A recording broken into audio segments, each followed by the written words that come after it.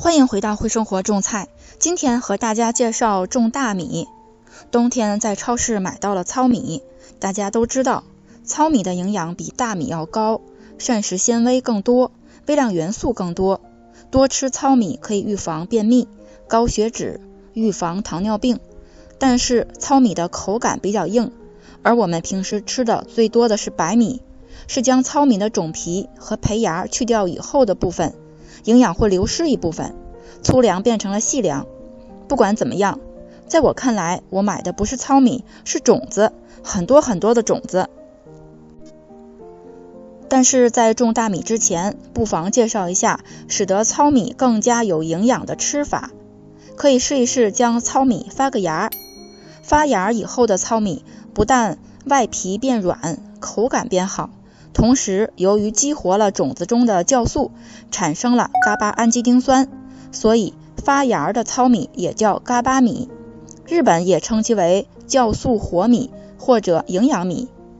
这个嘎巴氨基丁酸的好处呢，具有延缓衰老、抑制脂肪肝、降血压等等功效。所以发芽以后的糙米不但口感改善了，营养也大大增加了。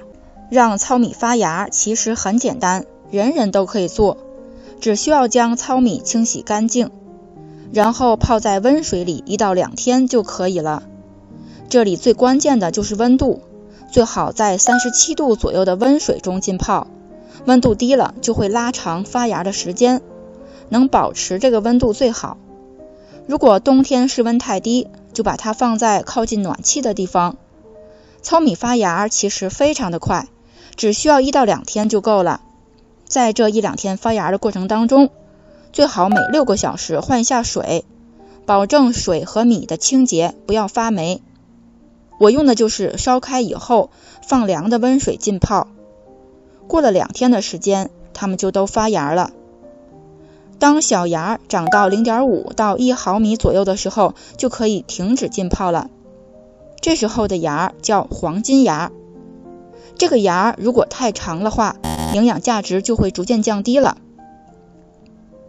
糙米发芽以后，就和普通的大米一起煮饭就行，但是它的维生素 E 含量比白米增加了4倍，维生素 B1 增加了2倍，嘎巴氨基丁酸增加了11倍，钙、镁等矿物质也有所增加，是名副其实的营养米。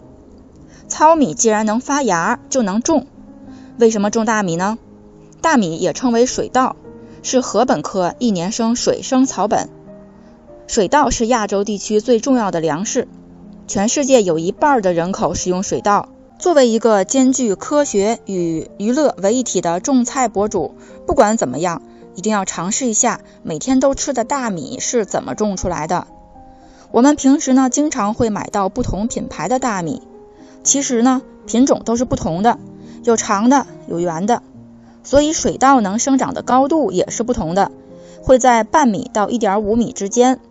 总之，种的稍微紧密一些，完全不需要搭架子。第二个问题呢，就是需不需要用水来种水稻？因为我们家是后院种植，不想夏天有泥有水的引来蚊虫，所以我所有该水培的作物都尝试用的是土培，比如说芋头、茨菇、西洋菜。那这次土培水稻也是一个试验，有人喜欢种花，有人喜欢种大米，种在花盆里又能观赏又能吃，也不占地方，萝卜白菜各有所爱。要想种大米，千万别用我们平时吃的普通大米，一定要用糙米。这不糙米发芽刚才也介绍了吗？超级容易，超级快速。种过这么多蔬菜，我就没见过比它发芽还慢的。然后呢，将发了芽的糙米埋入我们的育苗土里，放在室内育苗灯下慢慢生长。与其他的蔬菜一样，小苗刚出土需要充足的光照。我2月就在室内种植了，一共种植了6粒糙米。看着一粒小小的米竟然能够长成小苗，实在是一件很神奇的事情。以下呢，我就总结了几个注意事项，仅供参考。首先呢是温度，稻米的生长其实需要比较高的温度， 2、3月份我这里还是冬天，室内温度只有19度左右，所以稻米小苗生长很慢。事实也证明了，夏天温度在25度左右，夜间低温在15度以上，稻米生长是最快的。所以想省力的朋友呢，可以在夏天到来之前催芽种植，就会更快。第二呢是所需要的时间，如果温度合适的话，稻米生长需要4到5个月，温度不合适就会使得总体的生长时间变长。我从2月到10月一共用了8个月的时间，就是因为前期温度低，生长缓慢。我这里7月份温度才真正的到达了稻米生长的理想温度范围。第三呢是管理，平时每天浇浇水，土不需要太湿，也不能太干，正常的施肥，与其他蔬菜一样，每周顺便施一次全能肥。因为是花盆种植，所以就放在阳光最好的地方。总的来说，阳光越充足，温度越高，水稻的生长就越快，水分越充足，产量也就越高。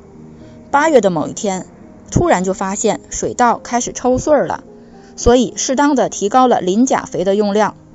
其实和其他蔬菜也没什么两样，而且水稻没有虫害，也许农业种植会有，但是我毕竟种的少，以娱乐、观赏、教育为目的，所以完全没有虫害，特别省心。第四呢就是收获，等到这一串串的稻米变成了金黄色，而且自然弯曲下来，就说明可以收获了。我一共种了6粒糙米，看看收获怎么样吧。